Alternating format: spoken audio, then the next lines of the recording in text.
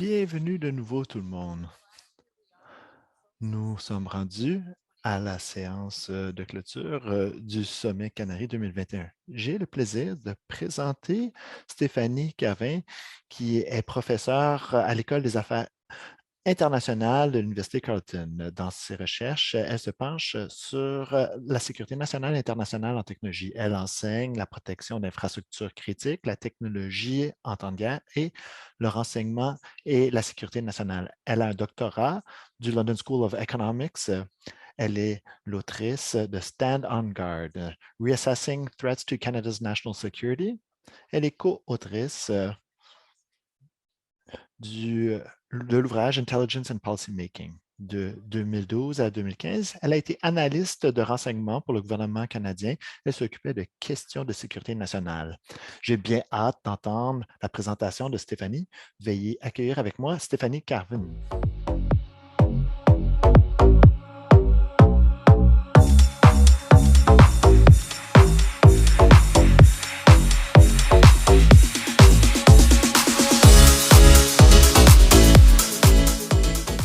Bonjour tout le monde. J'ai le plaisir d'être avec vous aujourd'hui. Les questions dont vous parlez lors de la conférence sont fondamentales pour l'avenir de la recherche universitaire et la recherche en général. J'espère que je vais vous donner une perspective unique aujourd'hui. Et voilà le programme de ma présentation. Je vais vous parler de l'environnement de cybersécurité, les interventions et les défis.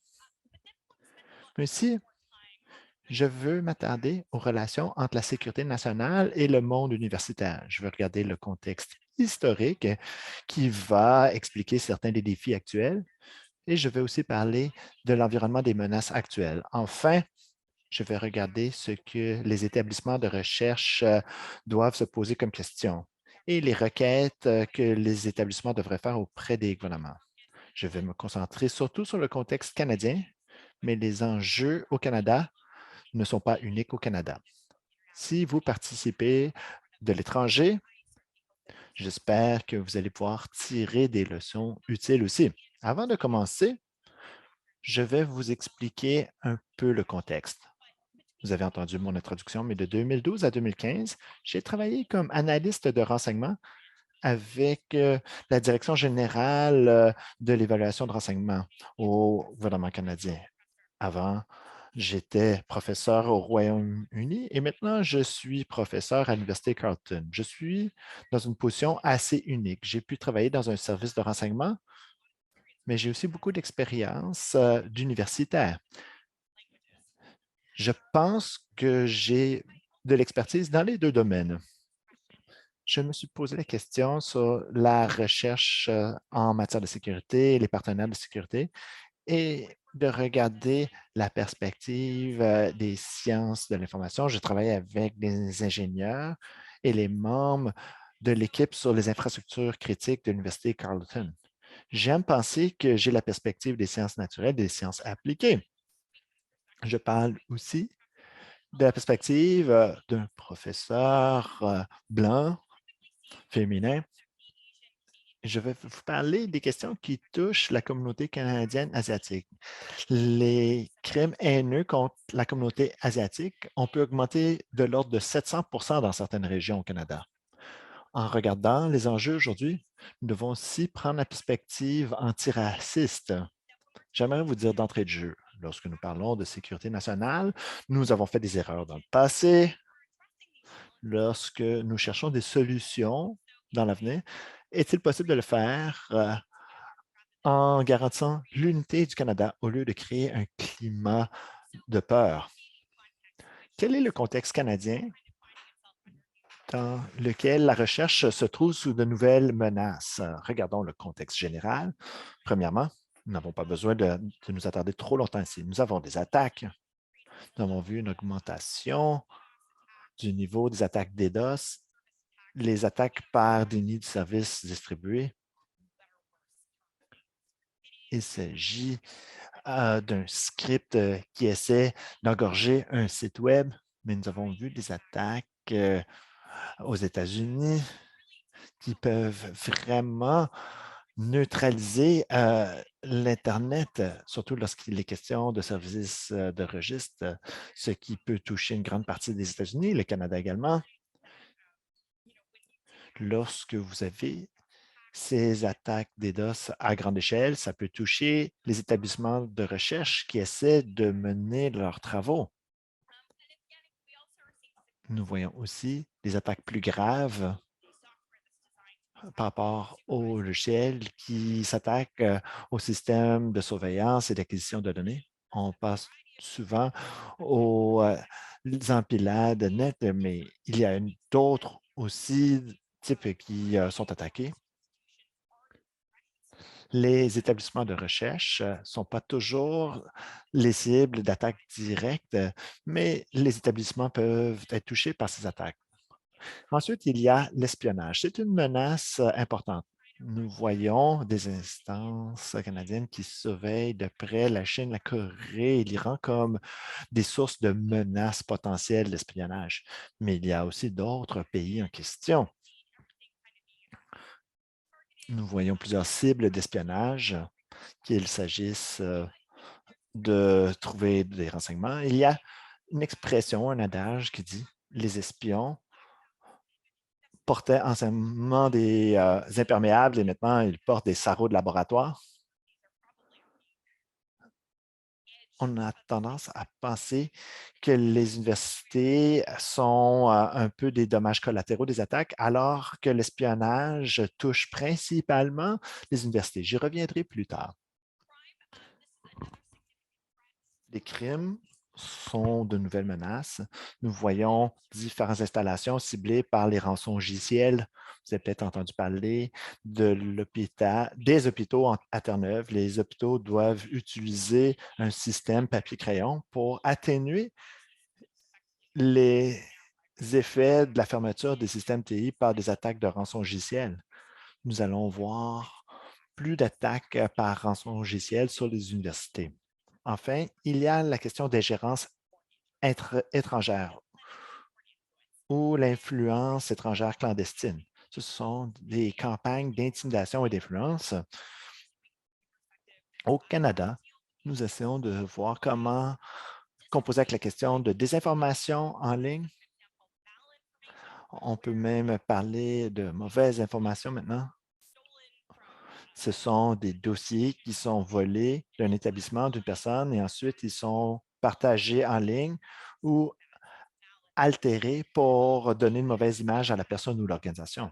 Les universités sont un point important dans les tensions culturelles. On voit que les trolls en ligne essaient de toucher ou porter atteinte à leur réputation. Il s'agit de nouveaux domaines pour la cybersécurité des établissements et des universités. Voilà le contexte général. Je vais essayer de vous expliquer où se situent les universités dans tout ça.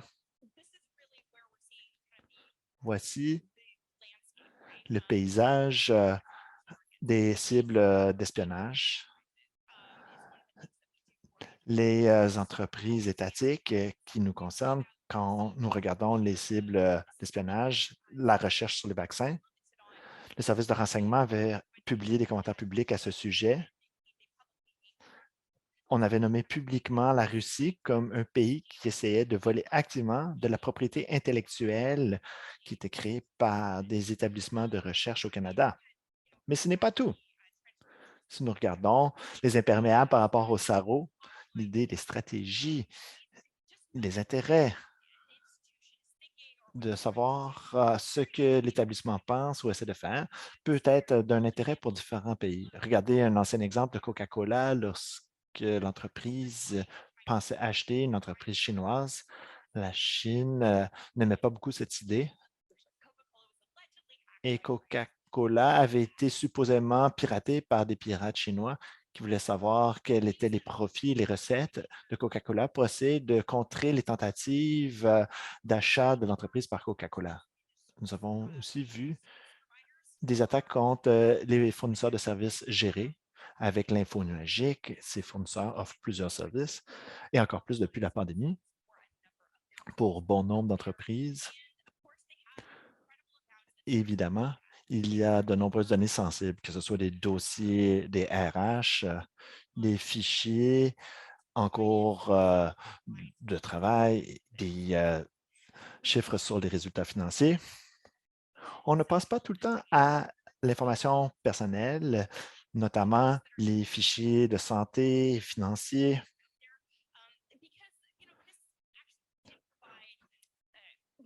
C'est possible d'offrir de l'information à des acteurs malveillants sur les tendances de style de vie, de connaître les faiblesses de personnes ou d'organisations, ce qui peut donner un peu d'avance aux personnes malveillantes si elles veulent accentuer leurs activités malveillantes. Nous avons vu un grand piratage du Bureau de gestion personnelle des États-Unis. Il y a eu un vol d'informations dans les fichiers sur les employés du gouvernement. Lorsqu'on ajoute l'apprentissage machine ou des algorithmes, il est possible de prendre les renseignements pour déterminer des tendances de style de vie ou de savoir qui parle à quel fonctionnaire.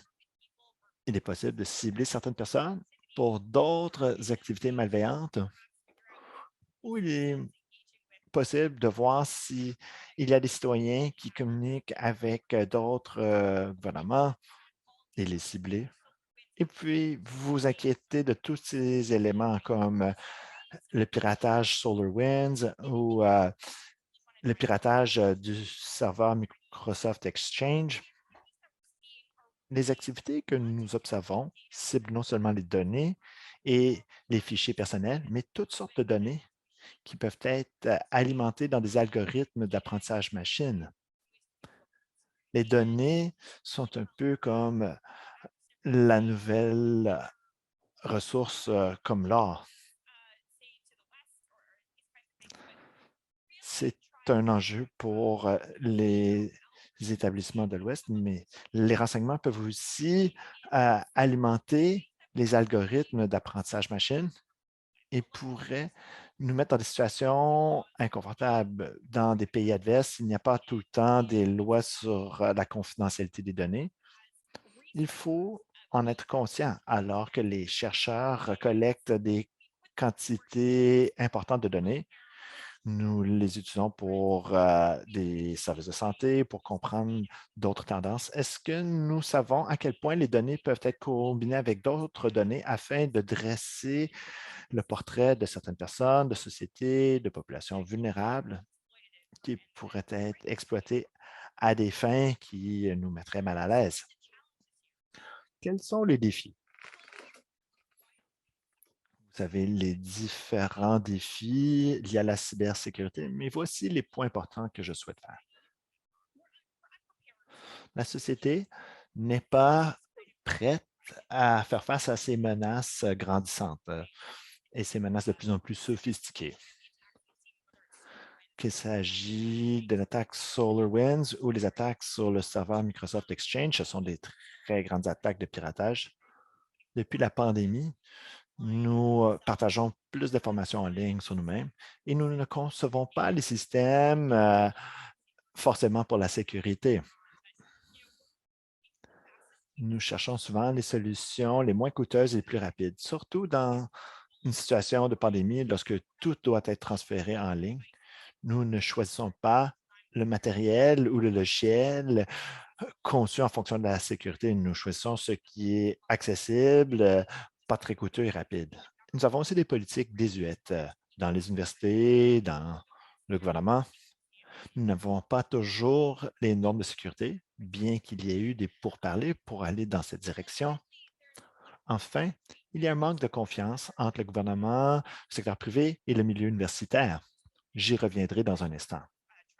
Ce manque de confiance entre le gouvernement et le milieu universitaire, mais aussi le secteur privé. S'il y a un piratage, l'industrie privée ne sera pas très contente d'avoir à le signaler. C'est une question de réputation, c'est aussi une question d'image auprès des actionnaires et même une question d'image pour leurs partenaires commerciaux.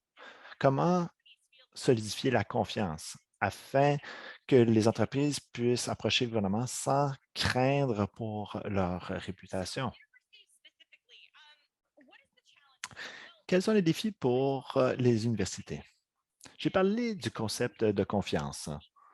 Il faut communiquer entre organisations afin d'établir de la confiance et pour surmonter ces enjeux. La sécurité nationale est une priorité depuis au moins 40 ans. Les services de renseignement connaissent les menaces, mais n'en parlent pas ouvertement. Les universités sont un peu, se méfient un peu des menaces de sécurité nationale à cause d'une histoire déplorable. La GRC, durant la guerre froide, utilisait des tactiques de contre-terrorisme sur les campus depuis les années 2000. Et donc, ce qui a résulté de l'espionnage sur les professeurs, la surveillance des groupes sur campus. Et les universités étaient considérées comme des secteurs sensibles.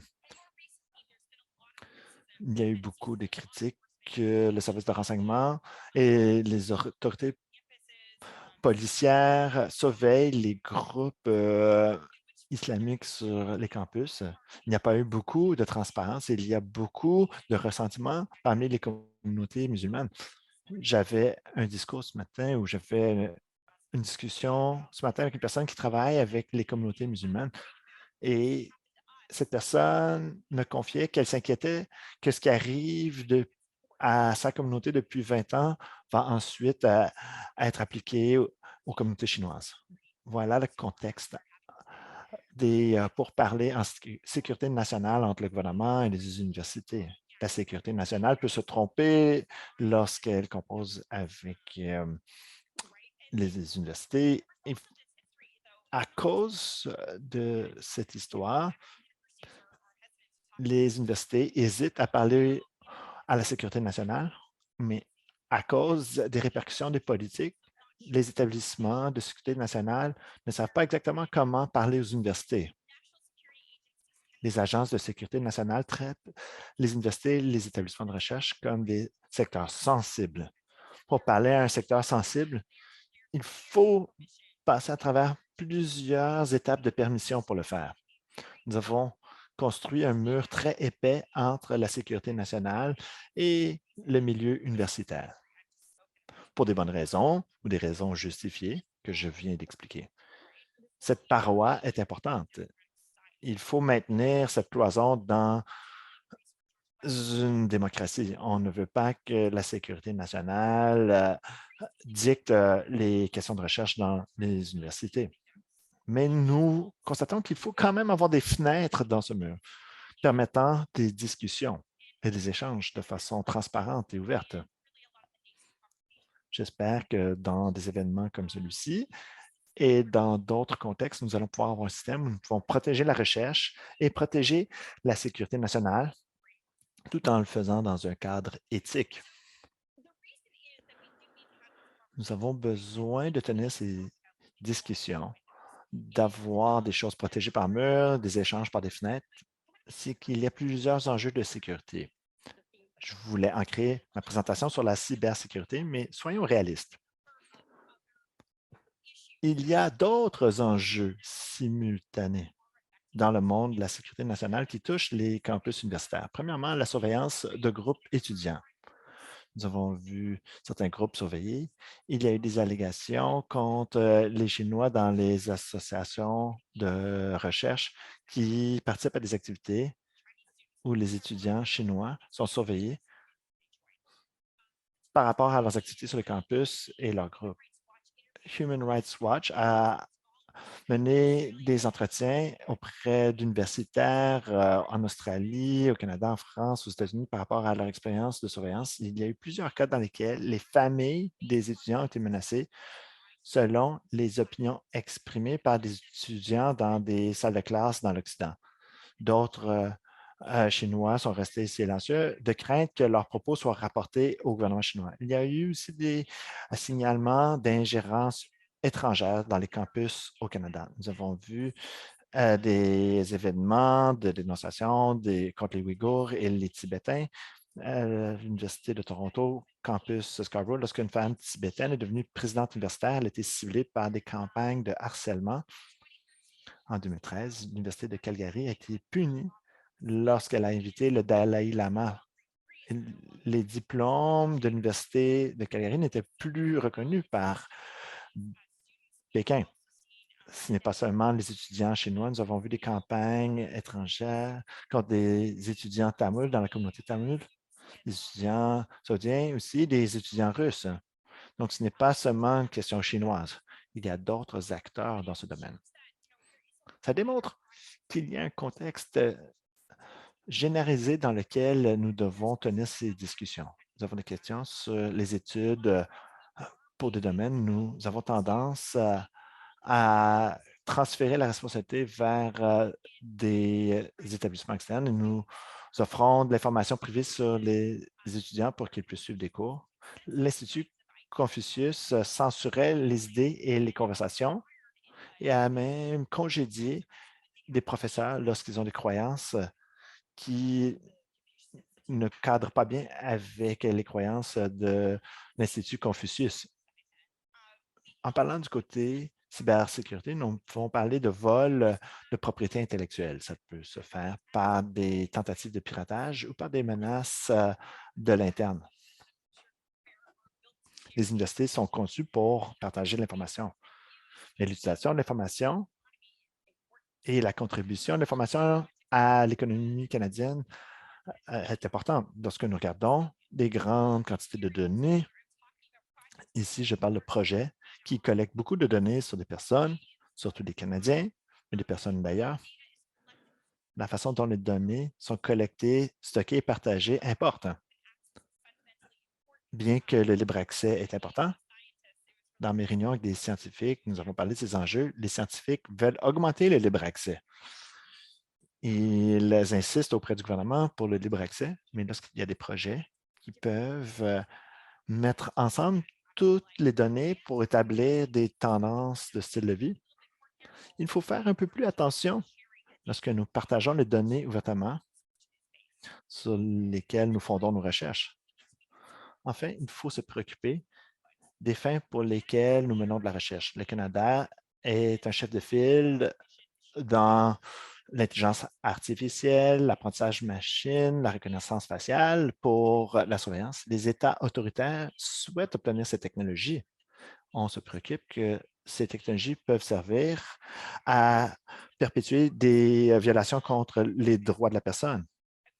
Nous avons des ententes sur l'exportation, pour le contrôle d'armes. Il faut penser aux fins pour lesquelles les recherches menées sur nos campus peuvent servir.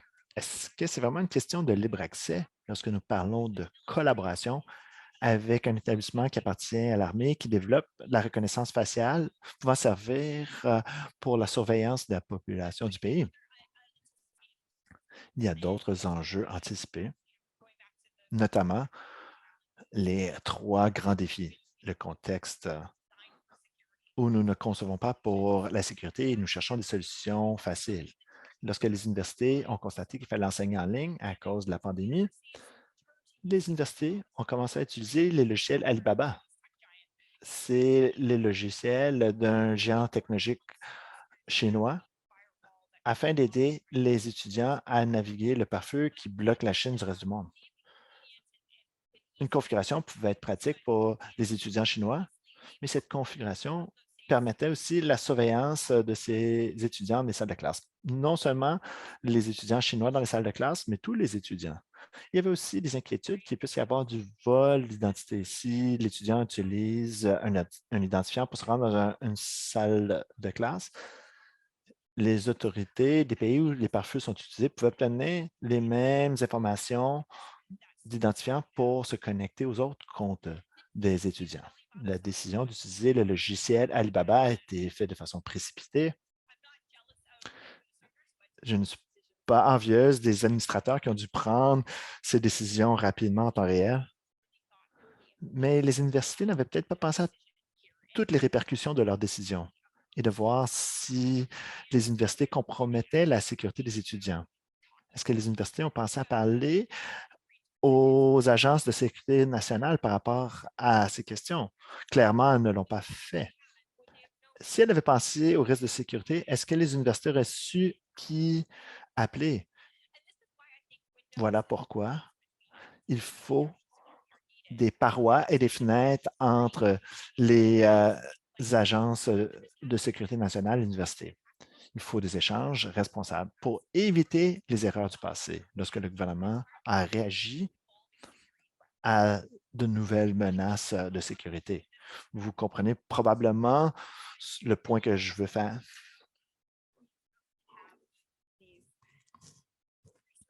Nous allons regarder comment nous pouvons établir des partenariats de recherche. J'ai tenté de créer une liste de choses que les universités doivent demander de la part du gouvernement, alors que le gouvernement établit des restrictions sur les activités de recherche.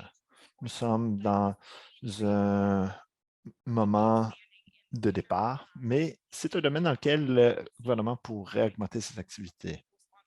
Nous avons vu le guide pour les partenariats de recherche responsables mis en avant par le ministère de la Science, Innovation et Développement technologique. Il faut penser à ces 5 éléments lorsqu'on pense à des partenariats entre universités et gouvernement. Premièrement, les politiques gouvernementales sont incohérentes. Il n'y a pas d'approche cohérente dans la façon dont le gouvernement examine les problématiques. Nous avons certains ministères qui essaient d'augmenter les activités commerciales chinoises ici et vice-versa. Ça fait partie du mandat d'affaires mondiales Canada. De l'autre côté, il y a ISDE qui met de nouvelles restrictions. Est-ce que les deux ministères se parlent? Je n'envie pas les universités qui essaient de naviguer cette incohérence. C'est une situation complexe. Est-ce que ça inclut les agences provinciales qui ont le mandat d'enseignement? Honnêtement, ce n'est pas le cas. C'est un problème. Il faut avoir des politiques cohérentes qui rassemblent différents paliers de gouvernement. Le casse-tête est assez complexe. Les universités doivent s'unir pour demander au gouvernement de créer des politiques cohérentes sur ces relations de recherche responsables. Le prochain enjeu est la transparence. Les discussions entre les établissements de recherche, l'université et le gouvernement doivent être le plus transparentes possible. J'ai travaillé au service de renseignement et on ne disait même pas le mot Chine publiquement. On ne pouvait pas le faire. C'était juste trop sensible comme enjeu. Ce qui compliquait nos discussions sur les menaces de cybersécurité. Quand je parle de transparence, je parle d'honnêteté. Si nous ne sommes pas honnêtes et nous parlons de généralité, c'est une recette de paranoïa. Les personnes vont être trop prudentes avec de grands incidents sur la recherche. Les gouvernements doivent être très clairs lorsqu'elles s'inquiètent des partenariats de recherche. Mais la transparence est aussi une clarté de processus décisionnel. Lorsqu'on fait des demandes de financement de recherche, ça ne devrait pas se faire dans une boîte noire où une réponse mystérieuse est donnée. Il devrait y avoir des suggestions d'amélioration. Il devrait y avoir des conseils avec les décisions sur les demandes de subventions de recherche avec les nouveaux cadres et politiques. Il y a la surveillance et la révision des agences de sécurité nationale qui s'occupent de surveillance et de révision, surtout l'Agence de révision en sécurité nationale et le comité de parlementaires en sécurité nationale qui peuvent faire de la surveillance. C'est très important pour revenir à l'enjeu de transparence. On ne peut pas avoir une boîte noire. Il faut que les résultats de toute tentative de sécuriser les relations de recherche ne vont pas avoir des préjudices sur certaines communautés. On peut offrir des conseils d'amélioration de situations négatives qui pourraient découler de ces mesures. Les établissements de recherche et les universités devraient demander une révision automatique et indépendante des lignes directrices sur la sécurité en recherche 5 ans après leur mise en place. Ces choses ne doivent pas porter atteinte au Canada, ils doivent atteindre les résultats voulus sans créer de biais contre une communauté en particulier. La quatrième problématique sont les ressources. Les universités adorent demander des ressources. Mais quand je parle de ressources, ce n'est pas seulement des universités pour pouvoir composer avec les nouvelles règles et pouvoir compenser certaines pertes de financement. Je veux aussi dire les personnes qui font le travail de révision, une agence de révision ou le service de renseignement qui va examiner ces demandes. Est-ce qu'il y a assez de personnes avec l'expertise nécessaire pour que le processus de révision de recherche ne soit pas embourbé? On veut s'assurer que le processus de révision de partenariat responsable de recherche est bien financé et fonctionne rondement. On ne veut pas que les personnes attendent 6 mois de la décision d'une agence de sécurité nationale pour laquelle il y a très peu d'informations. Ce serait injuste. Enfin, il y a un cadre d'éthique et de droits de la personne. C'est très important. Dans des places comme à Vancouver, les crimes haineux ont augmenté de 700 contre les Canadiens asiatiques. Il faut réagir à des enjeux de sécurité nationale sur les campus et il ne faut pas toujours se concentrer sur la Chine. Il y a la Russie, l'Arabie saoudite, l'Iran, Israël. Si vous regardez le groupe NSO et leur logiciel de surveillance, il serait juste de dire qu'il y aura un effet disproportionné sur les chercheurs chinois. Tout ce qui se fait dans l'espace doit être transparent, révisé. Il doit se faire sur la base d'un cadre d'éthique et de droits de la personne. Je vais expliquer pourquoi c'est si important dans les dernières minutes de ma présentation. Autour des années 2000, les autorités canadiennes ont appris qu'il y allait avoir une liste d'interdictions de vol qui allait toucher le Canada, à moins que le Canada crée sa propre liste. Le Canada a créé sa propre liste autour des années 2000 sous le gouvernement de Paul Martin, qui a été prolongé sous le gouvernement Harper. Malheureusement, il y a une liste créée. Il n'y a pas eu de système de correction. Le programme a été créé en état de panique. C'était possible de mettre des personnes sur la liste, mais pour une certaine raison, ce n'était pas possible d'enlever les personnes de la liste d'interdiction de vol si quelqu'un partageait le même nom que quelqu'un d'autre, mais était entièrement innocent. Nous avons vu qu'il y avait beaucoup d'enfants, des enfants de 4 ans, de 2 ans, qui avaient le même nom qu'une personne qui avait été ajoutée à la liste, mais il n'y avait pas une façon de confirmer que cette personne n'était pas l'autre personne, même si la personne avait 2 ans, ce qui a mis des familles dans des positions négatives. Si vous êtes à l'étranger, tout d'un coup, le nom de votre fils ou de votre fille apparaît sur une liste d'interdiction de vol. Ce ne sont pas tous les pays qui traitent cette chose avec pouvoir discrétionnaire, ce qui empirait la vie de ces personnes. C'est une erreur qui a pris des décennies à réparer. Dans certaines mesures, ce n'est pas encore réparé. Les personnes ont l'air suspectes lorsqu'elles travaillent à l'étranger. Ces personnes avaient l'impression d'être des citoyens de seconde classe et c'était un problème qui touchait de façon disproportionnée la communauté musulmane. Quand nous voulons avoir les discussions entre la sécurité nationale et le milieu universitaire en créant des politiques, il faut faire en sorte que ça ne vienne pas une nouvelle situation comme l'interdiction de vol. Les chercheurs de couleur doivent se sentir en sécurité et intégrés dans le système universitaire. Je ne sais qu'il n'y a pas de réponse simple. Il faut commencer en reconnaissant les vrais risques. Il faut avoir une approche de type evergreen, une approche qui va évoluer. On sait que les politiques ne sont peut-être pas parfaites au début. Il faut avoir des discussions continues. Il faut avoir les bons leviers pour équilibrer les tendances à restreindre la recherche et de faire en sorte que la recherche va servir aux fins prévues. Avoir une bonne politique, des révisions, de la supervision de transparence, les ressources vont aider à surmonter les difficultés, mais les plus grands défis pour les universités vont trouver un équilibre dans lequel les chercheurs, les responsables de sécurité nationale, les gouvernements et les Canadiens peuvent être satisfaits des résultats. Je vais terminer là-dessus et je serai heureuse de répondre à vos questions. Merci beaucoup, Stéphanie. J'ai beaucoup aimé votre présentation. Vous aviez beaucoup de matière à réflexion. Nous avons des questions de l'auditoire. La première porte sur vos commentaires à l'égard de la transparence. est-ce qu'il y a un danger que la fenêtre devienne un miroir unidirectionnel? J'adore la question. La réponse est oui. On ne veut pas nier ce risque. La sécurité veut voir ce qui arrive dans l'université et les universités voient seulement un miroir. J'appelle ça le phénomène de boîte noire.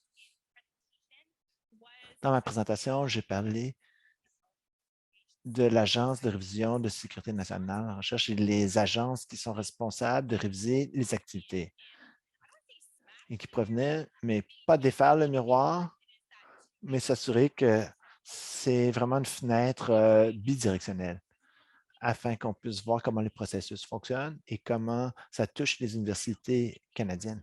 Je crois que les universités doivent s'exprimer clairement. Si la sécurité nationale est vague par rapport aux menaces,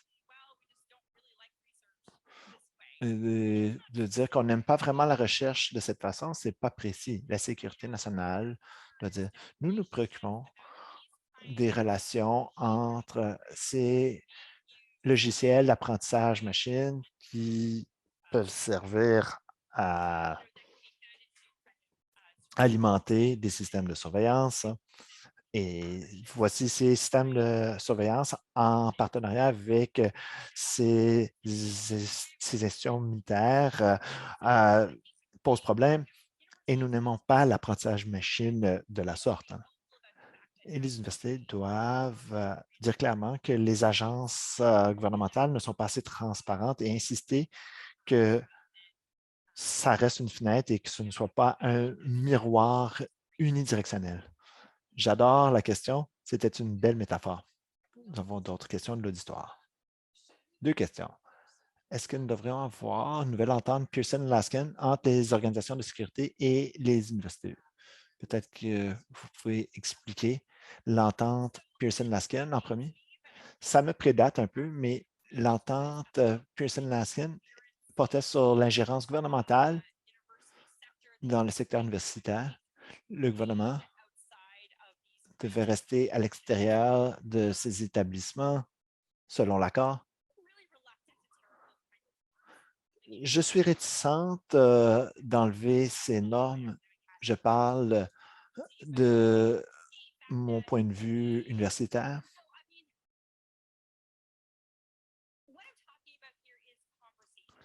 Je parle qu'il faut des discussions ou des conversations. Ce n'est pas nécessairement des directives. Je ne pense pas qu'il faut jeter le bébé avec l'eau du bain. Il faudrait peut-être apporter des changements.